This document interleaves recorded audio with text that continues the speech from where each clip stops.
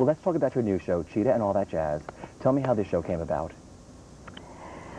Well, to my conscious mind, memory, I was on stage with Spider-Woman on the road, and I was thinking about how much I loved what I was doing, and how much I thought I really wanted to do like another dance show, because I don't know how much longer I'm going to do this. You know, I mean, I have been allowed a long time, and I keep looking over my shoulder. Every time something happens, I listen to my knees, my elbows. I go, what was that? What was that? You know? So, and then ask me if you want a therapist. From here to California, I can give you a throat doctor, and I can give you a therapist. But, so I thought, you know, it would be great to do something. And then another night I thought, gosh, I think probably, instead of writing a book at this point, I think I'd really like to say thank you from the stage, through my own mouth. Then things started to just happen. I looked up one night and I saw that light, you know, and I went, wow, that's a great light. And we all stand in it. We're all lucky enough to be in that very special light. And I went, I should talk about that light, because the light means a lot. It's spiritual. It's very special. And it takes place in a very special space. And that's the theater. That's the stage. And that is a very holy place, because so much has happened in that space. So many hearts, so many minds, so many souls have expressed themselves. So much communication has gone there. You know, if we could all live our lives in theater, we'd be just great. We'd be dressing up, we'd be telling stories, we'd be laughing, we'd be safe, yeah. Except for the critics. But, so, it kind of, you know, I believe everything has a reason and has a soul, and something was being forced through me, and I was listening. So right now we're in Atlantic City, and every night before I do my show, one of my prayers is, let this be yet another step closer to a successful run in New York. I make sure I say all the right words, you know. But let's see. Hopefully, so far things look absolutely wonderful for that. But we have to take it, I have to take it day by day. Sure. And really give absolutely everything I've got to it.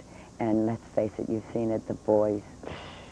I've got the best guys, the best men. And all the pieces feel fabulous, Richie. All the pieces feel wonderful. Even coming here to resorts, because I was here when, you know, years and years and years and years ago, when I wasn't really ready to play this kind of place. You know, I didn't really feel comfortable. I feel totally comfortable now. And these 8 weeks have allowed us to really stay together, work on it. It's like stew, you know. It just stays, and it gets better and better and better and better. And the audiences have been just fabulous. Look at my baby there. Look at my baby and me.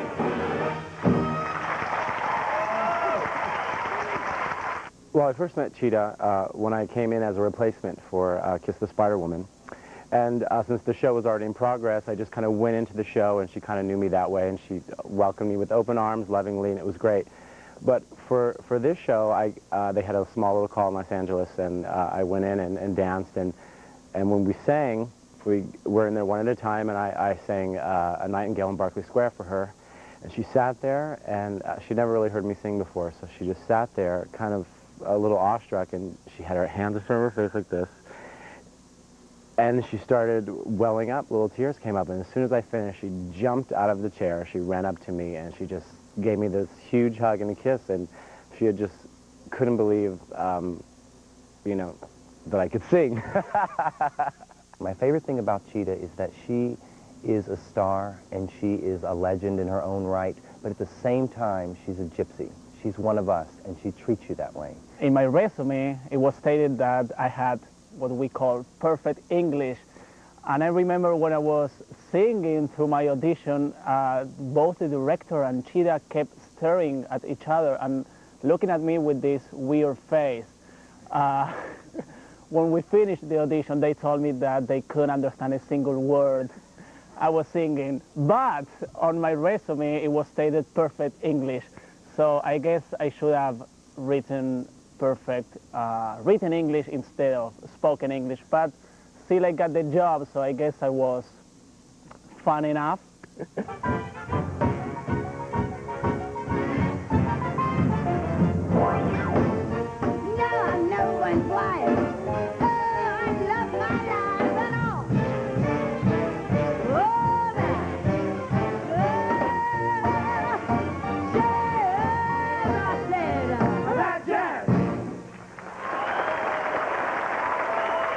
Created so many roles, to name a few: Anita in West Side Story, Right. Rosie in Bye Bye Birdie, Right. Velma in Chicago, Yeah, and great of course, gals. right?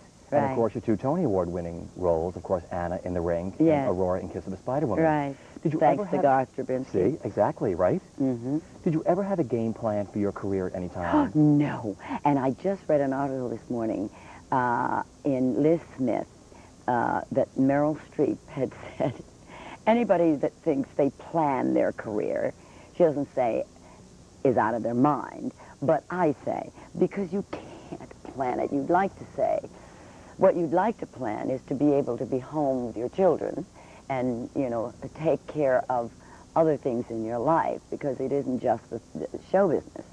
But you have to take what, you have to be able to choose those things that are not good for you, but that come up. They don't always come up, you know, and you don't know if something is going to be a hit. Nobody knows it. You read it and you enjoy it. When I did Birdie, when I first heard, and all the guys know this, I got this call from someone, I won't say who, and he said, great friend, comedian, and he says, in 2 seconds I'll tell, but give me $5 and I will tell. No. I'll give you $5. And so he says, gosh, I just read, you know, Bye Bye Birdie, and it just, I don't know what they're going to do with this thing. I just read for it. And I said, oh my God, well, I've got to see, and these are my friends, Charles Strauss, Mike Stewart, pardon me, and Lee Adams, and actually I hadn't met Lee, I think, at the time. Anyhow, so I said, oh, what am I going to do? They're my friends, and I'm going to be embarrassed. I go with Dick Seff, my agent at the time, and Dick Van Dyke is there, and Gower Champion's there, and Charles and Lee and Michael. And we go in, and I read it and before I went in, and I even said, brat kids. I mean, I can't. Can you imagine people sitting there just saying it's okay for bratty kids to be on the phone? This is how much Chita knows, right? So I say, but I'll go, and, you know, I know I didn't like it. I didn't like it. I am ashamed to say that's why I'm whispering. So I'm sitting there, they start to play this music, Richie. And I go,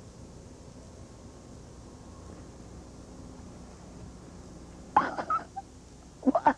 And I finally stand up at the end of the first act and I go, I have to do this.